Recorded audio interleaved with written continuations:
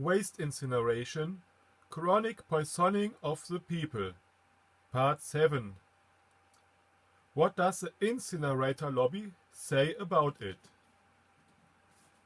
The waste incinerator lobby claims self-servingly and not entirely correctly that incineration is stipulated by the technical instructions of municipal solid waste. The organic part of residual waste can also be reduced to the demanded degree, ignition loss of less than 5%, by material recycling, by the combination of cryogenic plastic recycling with good biological mechanical treatment.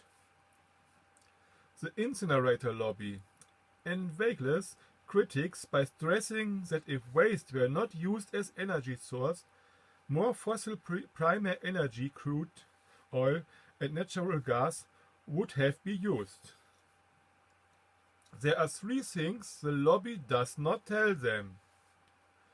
Oil and gas-fired power plants work much more efficiently than thermal recovery refuse incineration plants.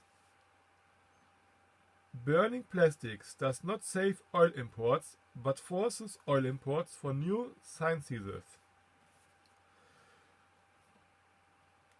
Too high a price is paid for a low efficiency of waste-to-energy plant, approx 5% as electricity, in form of chronic environmental and mass poisoning. The expansion of the numbers of waste incineration plants in Germany and worldwide is well prepared propagandistically that one can even hear statements like this today. In waste incineration, the state-of-the-art plants remove nearly all pollutants from the environment and make an important contribution to environment and climate protection, because the production of energy is mostly free of carbon dioxide. Expensive waste incineration has led in many places to a rise in refuse collection charges. To keep the costs from skyrocketing behind the scenes, it was ensured that cheap jack methods to flue the gas cleaning and slag and ash disposals are accepted, and that the waste incineration plants does not have to pay for the carbon dioxide emissions and are excluded from emissions trading. Unfortunately, a lot of top toxicologists, environmental hygienists and occupational health specialists have been helping as praisers for the last 15 years in increase the general acceptance of waste incineration plants. Professor Dr. Med. Thomas Eickmann, director of the Institute for Hygiene and Environment Medicine of the Justus Liebig University, Gießen in Germany, and president of the Society for Hygiene, Environmental Medicine and Preventive Medicine, summarized the opinion of this group in the number 1 2008 issue of Recycling magazine, which is preferably read by waste management companies. The most important theses are underscored in Table 2. The text of the contribution is extensively below. The article is Do waste incineration plants, mechanical biological treatment plants and hazard waste incineration plants make people sick? By Professor Dr. Thomas Eickmann and his wife Dr. Sabine Eickmann. Here are the headlines from Recycling Magazine 1 2008. First, 17th BIMSCHV. World's strict emission limits for whips. Second, state-of-the-art whips. Those that meet and frequently beat the standards owing the sophisticated filter technology. Third, pollutants are safely made inert. or removed by high-grade flue gas cleaning system. German waste incineration plants are pollutant sinks. Fourth, metal recycled, slag recycled after treatment. Fifth, small quantities of flue gas cleaning residues underground. Sixth, a standard for pollutant levels in food plant adhered to. Seventh, indications of spread of cancer, respiratory disease and allergies implausible for Germany if standards are observed. Eighth, world incineration plants add no pollution to existing pollution. Under the title World's Most Rigorous Standards, Mr. Eichmann and his wife write literally, with a regulation for incinerator plants for refuse and singular burnable material, the 17th Federal Ambient Pollution Control Ordinance 17 BImSchV, a regulation came into effect with stipulated for waste incineration plants in Germany the worldwide harshest emission limits, especially for dioxins and furans, 0.1 nanograms per cubic meter, as well as for heavy metals. A transition period of 6 years was fixed existing plants to retrofit or shut down. From the beginning, new plants at least had to meet the specified standards. World incineration plants thus became a real pollutant sink.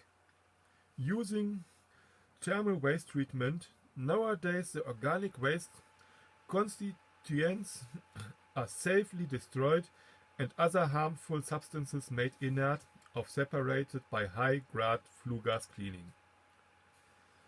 As side effects, the metals in the waste are separated for recycling. The guaranteed slag can be utilized after processing and energy in form of electricity and heat can be used. Only small amounts of flue gas residuals must be disposed of as waste. This is normally done underground. If the emission limits of the 17th BImSchV are observed, the existing pollution concentration, primary load, are not changed or only insignificantly changed by the additional emissions, additive load from waste incineration plants.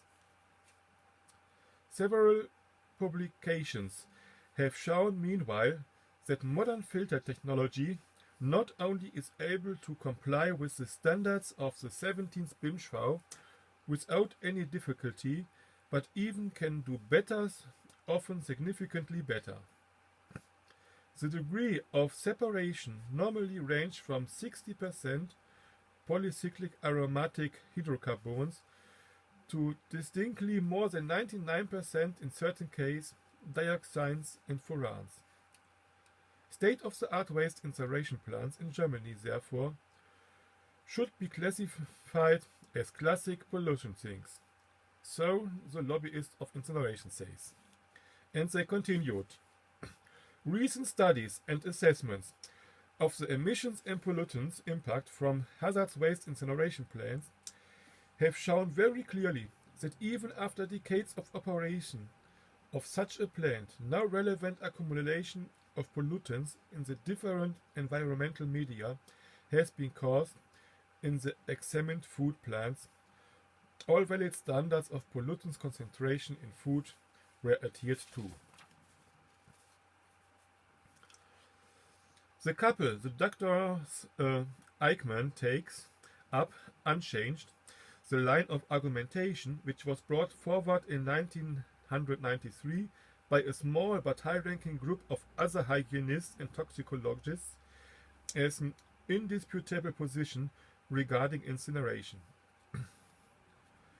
This task force declared in the name of the Scientific Advisory Council of the German Medical Association, the undertaken assessment shows that the acceptable health risk due to the operation of waste incineration plants, which comply with the current standards of technology, are extremely low and can therefore be classified as negligible for the population living in the vicinity of such plants.